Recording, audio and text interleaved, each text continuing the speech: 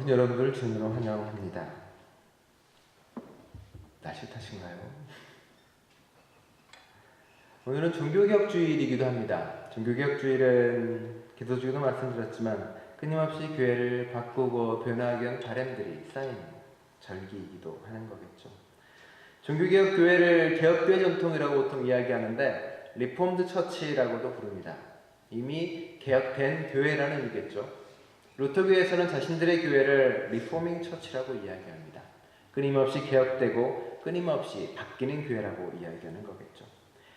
개혁교회는 어떻게 보면 리포밍 처치입니다. 끊임없이 바뀌고 변화되는 데 대한 교회이기도 하죠. 교회는 그래서 지금도 바뀌고 변화되는 곳이기도 합니다. 바뀌고 변화되는 것이 교리나 교회 모습이나 가야 될 길이나 혹은 교회 목적이나 그런 것만을 의미하진 않습니다. 교리도 끊임없이 바뀌고 변화되기도 합니다. 기독교가 생겨나자마자, 아니 예수님이 돌아가시고 나서부터 이 세상에서는 끊임없이 거기에 관한 논쟁과 이야기가 벌어집니다. 바울과 수없이 말한 다른 지파 간에 예수의 뜻을 해석하고자 하는 것 때문에 부딪히고 끊임없이 이야기를 나눴고, 바울 사도들 교회들은 끊임없이 자신들의 교리를 새롭게 만들고 새롭게 이루기 위해 부딪히고, 그게 지금까지 오고 있습니다. 신학의 논쟁은 지금도 계속 벌어지고 있는 거고요. 삼위일체 교리도 마찬가지고 원죄교도 마찬가지고 하나님의 부활과 예수의 부활도 끊임없이 지금도 논쟁되어지고 끊임없이 지금도 이야기되고 있는 겁니다. 만고불변의 교리라든가 이건 반드시 믿어야만 그리스도인이라든가 하는 교리는 실은 존재하지 않습니다. 하나님이 어떤 분인가도 끊임없이 신앙의 유산과 더불어 오늘의 경험들이 쌓여가면서 새로운 하나님을 경험하고 만나기도 하는 것, 그게 바로 개혁교회 전통이고 개혁교회 이야기이기도 합니다. 창세기 3장의 이야기는 종종 우리의 원죄와 죄악에 관한 이야기로 해석되기도 합니다. 어릴 적에 교회를 다니면서도 가장 마음에 안 들고 이해되지 않았던 게 바로 오늘의 말씀이기도 합니다. 교회를 갔더니 우리 모두가 죄인이라고 이야기합니다. 어린 시절 지은 죄도 없고 딱히 이렇게 나쁜 일 한 것도 없는데 늘 교회 갈 때면 오자마자 회개 기도를 하라고 이야기합니다.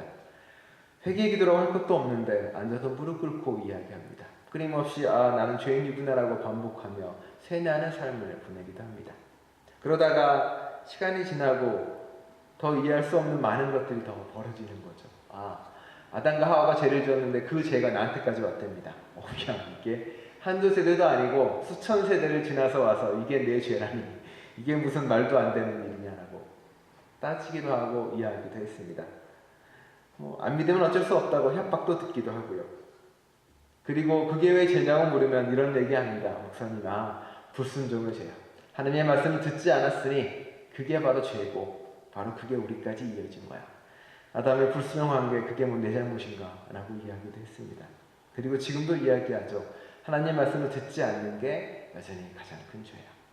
순종하고 복종하지 않는 게 가장 큰 죄라고 이야기합니다. 그래서 종종 기독교에 대해서 이런 이야기합니다. 노예의 종교야, 복종의 종교야.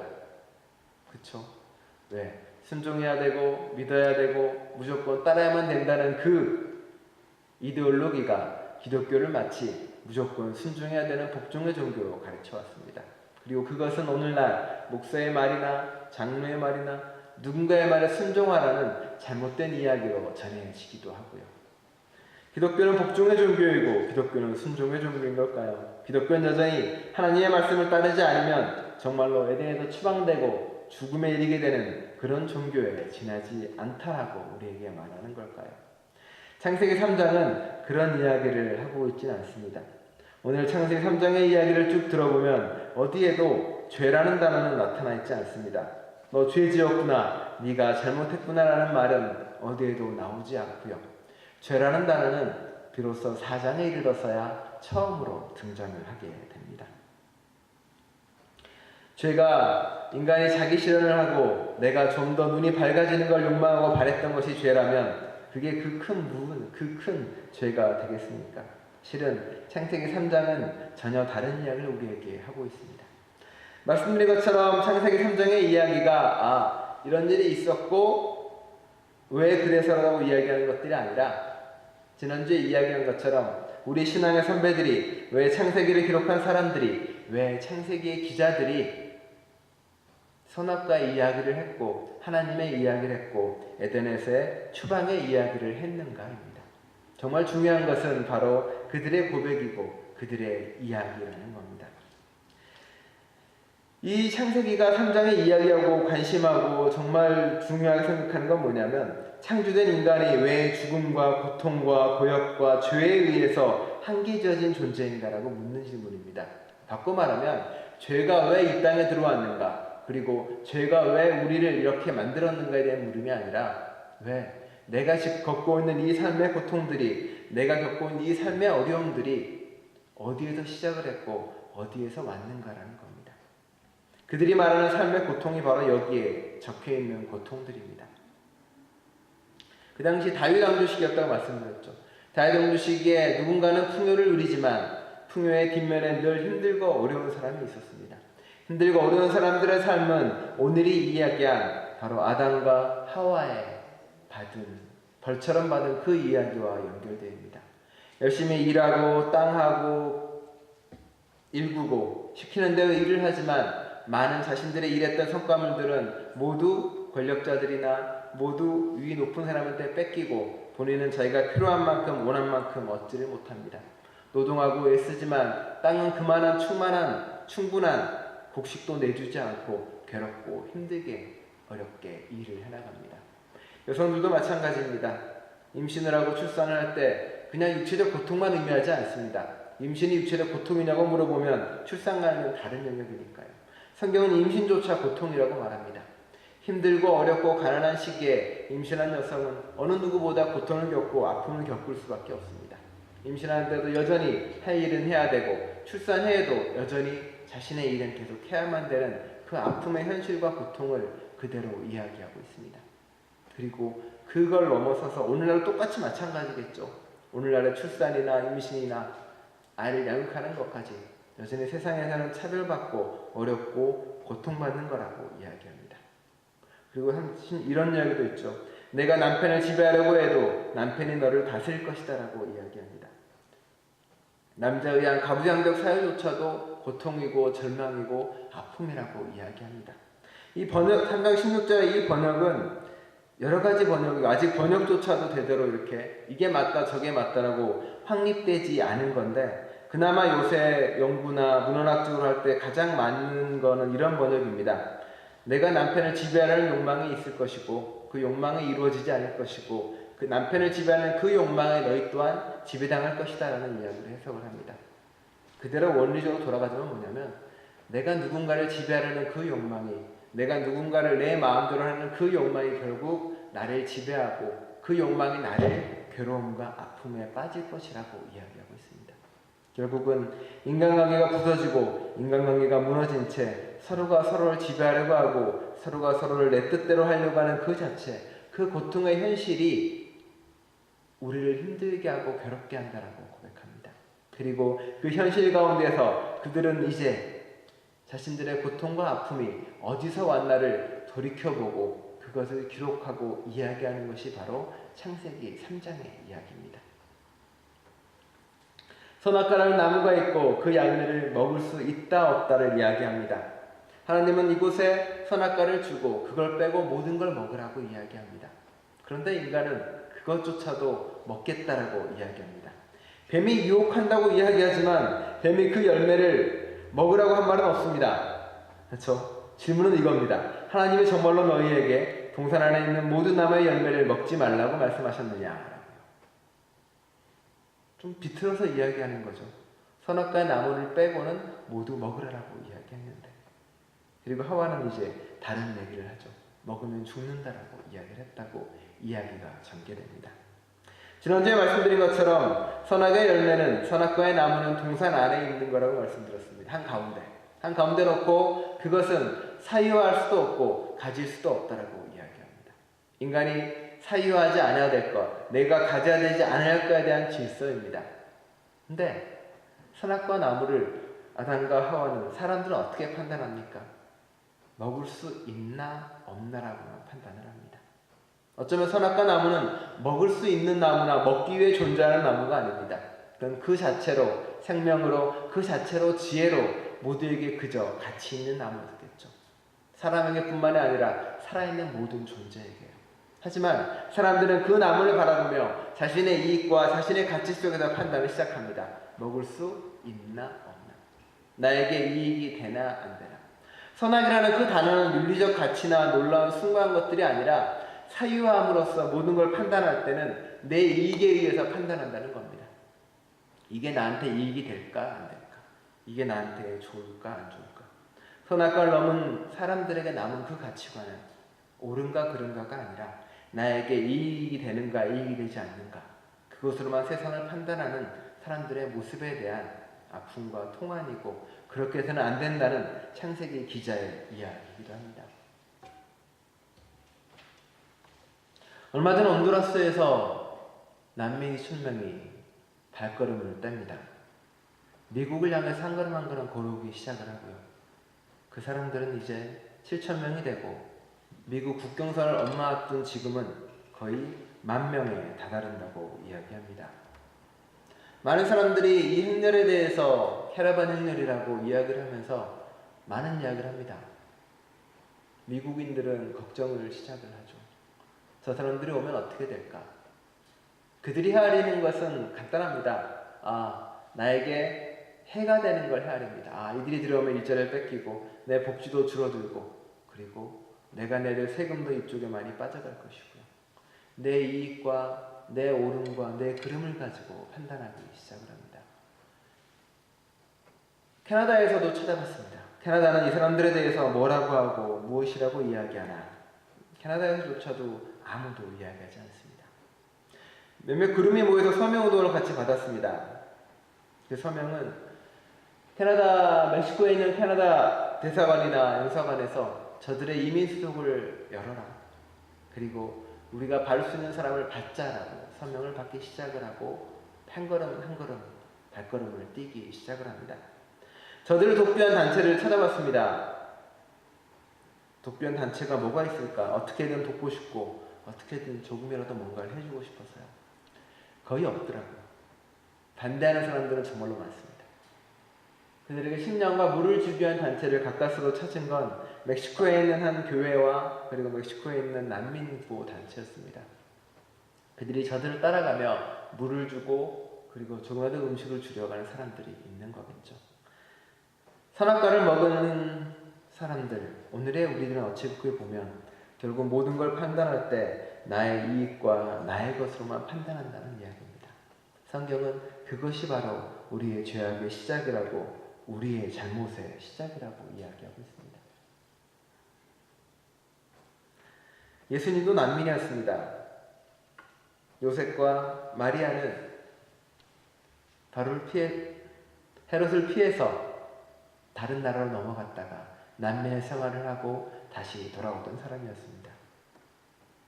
지금 있는 수많은 저 난민들도 어떻게 보면 오늘날의 요셉과 마리아고, 오늘날의 하나님이고, 오늘날의 예수님이라고 이야기할 수 있습니다. 내 안에 나의 이익으로 판단하는 것이 아니라 나를 넘어서 판단하는 것, 그게 창세기 말씀의 또 다른 이야기이기도 하겠죠. 선악과를 먹고 이제 자신의 이익으로, 자신의 생각으로 판단하기 시작한 사람들은 갈라지기 시작합니다. 서로가 서로의 모습을 부끄럽게 여깁니다. 서로가 서로에게 자신의 모든 것을 보이기 싫어합니다. 내 기준, 내 이익으로 세상을 판단한 사람들에게 공동체는 비로소 깨어지기 시작하는 거겠죠. 그리고 이제 하나님을 피해서 도망갑니다. 하나님이 묻습니다. 내가 어디에 있느냐? 이 질문 어떻게 보면 신앙의 화두 같은 질문이기도 합니다. 이 D 질문에 보면 카인에게 하나님이 묻죠. 너희 동생은 어디에 있느냐? 하나님은 여전히 끊임없이 우리에게 묻습니다. 너는 어디에 있느냐? 라고요. 혹시 너는 너의 이익과 그리고 너의 욕망 때문에 모든 것을 판단한 채로, 서로가 서로를 부끄러워한 채로 하나님 앞에 드러내기 싫어서 낯을 피하여서 숨어있는 존재가 아니냐고 물어보는 겁니다. 그리고 우리에게 다시 한번 이야기합니다. 내가 두려워서, 하나님이 다시 한번 말합니다. 내가 벗어몸이라고 누가 일러주잖아. 자신의 잘못과 자신의 판단으로 스스로 하나님을 숨은 자에게, 그리고 또 이야기합니다. 하나님은 이렇게 선악과 심어놓고 이렇게 멀리서 지켜보면서 먹나 안 먹나 감시하는 존재도 아니라는 겁니다. 지금 네가 착한 일을 하나 좋은 일을 하나 그때그때 심판하고 벌을 내는 존재가 아니라는 얘기고요. 우리가 삶을 살아가면서 이것 하나 저것 하나 일일이 간섭하는 존재가 아니라고 창세기는 이야기하는 겁니다. 지켜보는 존재고 바라보는 존재입니다. 자유롭게 내어주고 우리가 어떻게 할 길을 이야기하는 존재라는 거겠죠. 책임을 묻는 존재에게 하와도 그리고 아담도 다른 이야기합니다. 그 남자는 핑계를 대었고 그 여자도 핑계를 대었습니다. 내 탓이 아니다 라고요. 네 탓이야, 남의 탓이야 라고요. 오래전에 천주교에서 내 탓이오 운동이라는 걸 전개한 적이 있습니다. 그 운동에 대한 비판적 목소리도 있었습니다. 모든 구조적 잘못이나 혹은 큰 담론에서가 아니라 모든 잘못을 다 개인으로 돌이키고 개인의 잘못인 것처럼 개인의 신앙으로 돌린다는 이야기도 있었습니다. 실은 천주교에서 내 탓이오 운동을 한 것은 그거랑은 조금 다릅니다. 천주교에서 내 탓이오 운동을 시작한 가장 큰 근본적인 것은 세상이 잘못되고 세상이 틀어지고 세상에 악이 만연한 것은 어쩌면 천주교라는 종교가 개인의 신앙에 매몰돼서 세상을 향해서 외치지 않았고 세상을 향해서 정의를 외치지 않았기 때문에 벌어졌다는 고백이었습니다. 그래서 그 사람들이 내 탓이오를 외친 겁니다. 개인적인 신앙이나 개인적인 잘못이 아니라 우리가 말하지 못해서 내가 무언가를 실천하지 않아서 내가 무언가를 하지 못해서 세상이 이렇구나라는 고백입니다. 남을 핑계대고 남 탓이라고 이야기하는 책임을 반기하는 것들이 아니라 모든 것들이 나의 책임이었고 나의 잘못이었고 나의 문제였더라고요. 예전에 읽어드린 구상시인의 시 중에 그런 게 있었죠. 저 어린아이를 뺑소니 친 그 운전자도 저고 저 뺑소니 친 저 사람들 그 넘어진 희생자를 돌아보지 못한 사람도 저고 그들을 두고 도망간 사람도 저입니다. 그리고 맨 마지막에 이렇게 이야기합니다. 그러면서 제가 지금도 떨쳐내지 못하는 것은 3천만 모두가 나와 같은 공범이라는 생각입니다라고요. 내 탓이오라는 그 고백은 그리고 끊임없이 핑계를 대는 인간의 고백은 그 당시 사람들이 이야기한 자신들의 한계에 대한 고백이기도 합니다. 남을 탓하는 것, 세상에 잘못된 것이 남의 잘못이라고 고백하는 것이 아니라 나의 책임이고 내가 해야 될 일이고 내가 걸어야 될 길이라고 고백하는 것. 지금 세상이 이렇고 지금 세상에 고통이 만연하고 지금 주위에 곤연이 만연하고 여전히 이익 때문에 세상이 판단되지만 이 아픔과 이 고통을 바꿔내갈 사람은 바로 나라고. 핑계대지 말고 우리가 걸어가야 된다고 고백하는 것이 창세기의 이야기입니다. 원죄를 던져주고 죄로 끝났다. 네 죄가 이제까지 와서 네가 지금도 죄인이라고 고백하는 게 아니라 우리가 겪고 있는 이 아픔과 이 고통이 신에 의해 내려진 숙명으로 끝난다라고 고백하는 게 아닙니다. 수많은 창조선언은 이야기합니다. 마르둑 선언이나 수많은 선언은 인간이 고통을 받고 인간이 일을 하고 인간이 끊임없이 괴로운 것은 신이 준 거야. 신이 너로 하여금 일하라고 시킨 거고 신이 너희로 하여금 고생하라고 시킨 거라고 말하는 그 수많은 신화 속에서 성서는 이야기하는 겁니다. 우리가 겪고 있는 고통은 우리가 겪고 있는 아픔은 우리가 겪고 있는 이 잘못된 세상은 우리의 잘못이야. 우리의 책임이고 우리가 어떻게든 바꿔나갈 수 있다라고요. 하나님이 주신 형벌로서가 아니라 우리의 잘못 때문에 빚어진 일이고 우리의 잘못 때문에 일어난 일이야. 그러니 우리는 다시 회복을 해야 돼. 출산과 임신의 그 생명의 탄생을 다시 기쁨으로 바꿔야 되고 우리가 고통과 아픔과 서열로 이루어진 노동을 다시 생명의 노동으로 바꿔야 되고 서로가 서로의 옷을 가리고 서로가 서로를 탓하는 인간관계를 넘어가야 되고 서로가 서로의 이익을 위해서 판단하는 그 선악과를 내려놓고 이제 다른 곳으로 가야만 되라고요. 그럴 때 비로소 우리는 생명나무로 다가갈 수 있다는 고백이 바로 창세기의 고백입니다. 우리가 그렇지 않다면 우리가 이 죄로 인한 우리의 잘못으로 인한 혹은 우리의 책임을 지는 사회가 된다면 우리는 다시 돌아갈 수 있다는 희망에 대한 이야기라고 고백합니다. 인간의 타락 이야기는 스스로 범한 잘못에 대해서 스스로 해친 생명에 대한 회개와 통환의 기록이고 우리가 이제 돌아가서 다시 하나님으로 갈 수 있다는 희망의 메시지이기도 합니다. 여러분들은 그런 희망의 메시지를 걷고 희망의 메시지로 살아가는 저와 여러분 되시기를 간절히 축원합니다. 기도하겠습니다.